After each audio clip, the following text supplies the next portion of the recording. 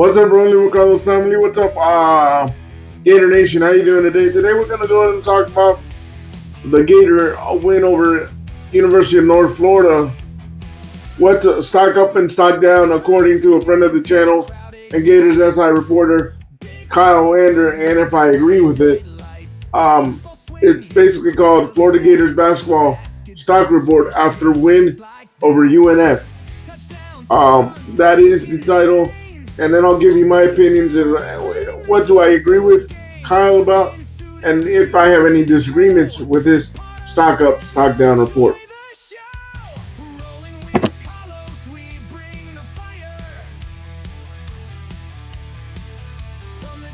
The number 3 Florida Gators left with a much better outcome on Thursday night against North Florida compared to their contest with the Arizona Wildcats on Monday, routing the Ospreys 104-64. It was all hands on deck in the Gators' second game of the season, as 14 players saw action against North Florida. That also means a larger sample size for the final stock report of the week for the Gators men's basketball team.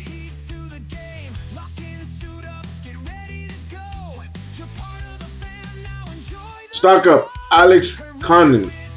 Alex Condon had a very strong bounce-back performance against North Florida after an underwhelming night against Arizona to begin the year.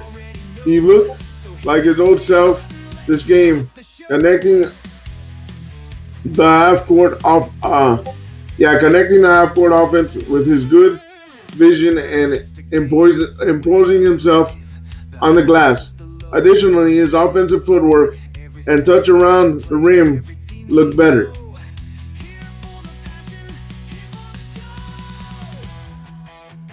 Condon finished with a team high 25 points, 10 rebounds, 4 assists, 3 blocks, and 2 steals.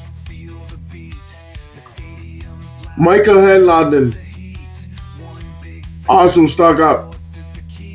Michael Henlanden is pushing for a starting spot based on his play through both games this season. After posting double-double in the opening contest, he followed it up with another one. This time he recorded 17 points and 13 rebounds. Moreover, he added 8 more offensive rebounds to his season total.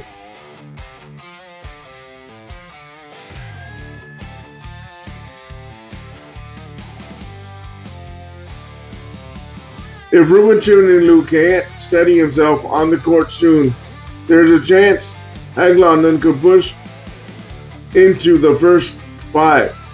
Stock down, 3-point shooting. A question mark coming into the 2025-2026 season was whether or not the Gators had enough perimeter shooting on the roster. Well, in the first 2 games, the early returns are not promising. Florida was 6-for-32 against North Florida from behind the arc, making them 13 for 59 overall on the year. To play devil's advocate, the Gators are creating good looks. Unfortunately for them, they cannot get them to fall through the basket. Either way, shooting needs to improve soon.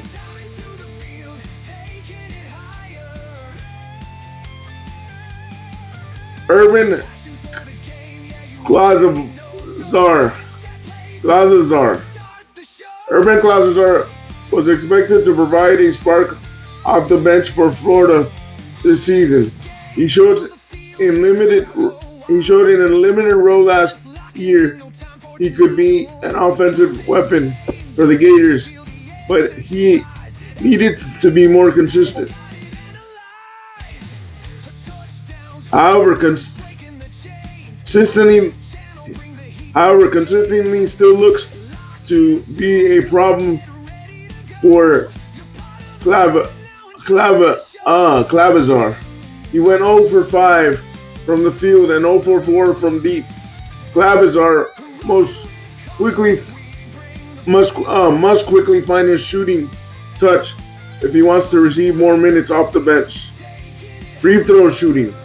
One reason the Gators fell to Arizona in the opener was because of their poor free throw shooting. They were 20 of 30. Then in the following game, the Gators missed another 10 free throws against North Florida, finishing 18 of 28 from the line. Florida head coach Todd Golden will not be happy to see this and will want it fixed quickly before it begins to cost his team more games on the schedule. I totally agree with Kyle's observations. Chinny Lou is playing poorly. Doesn't seem like himself right now in the first two games of the season. Peg London seems like a big piece to this team in the first two games of the season. Let's see if he can continue to put up those numbers. And see, Alex London did seem to be back like himself, but I want to see them against Florida State and tougher competition before we can see if Peg London can really push for a starting five job and put Chinny Lou on the bench and coming off the bench, and see if Boogie Flynn, Xavier Lee, and the rest of the team can fix their three-point woes and their free throw shooting woes before we head into not only SEC play, but games against Duke and bigger competition. Like I said, Florida State will be a menace. Duke could be a blowout if we continue to play this way when we play Duke down the road. But let's see what happens. Leave me your comments down below of what you think of the first two matchups and what you think of the first two of this stock report. And I also did another video on the first game and that stock report of the first game. So you can find that video throughout the catalog of the channel. It was a recent video, and you can leave your comments of the first game and this game down below. Like always, I appreciate your support. And like always, stay positive, stay on your grind, and go Gators.